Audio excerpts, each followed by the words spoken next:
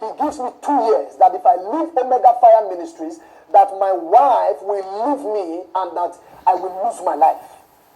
And he made that threat to me, to my face. Of course, I couldn't record him because that was not the reason I went there. I went there with the intention of making peace with him, that I will lose my life. He gives me 2 years. I saw it as a main threat until 2019.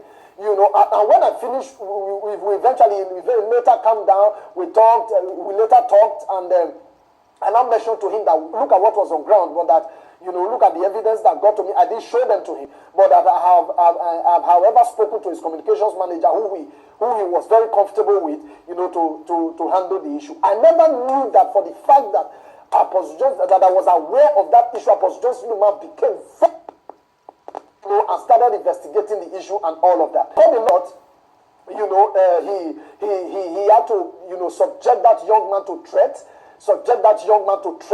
and all of that. Whether the boy was later arrested and he confessed that he actually spoke to me. So Apostle Suleman lied to the entire pastorate of Omega Fire Ministries that I planted the boy in his house, a boy who has been living there for only God knows how long, who I only started talking with just a few months, before I went to Auchi. How could I have planted such a person in his house? What business do I have with him?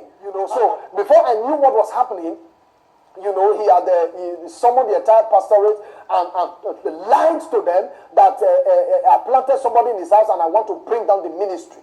And that I was asking for a ransom. Ransom to do what? What business do I have with you? Well, in my next video, I'm going to release the...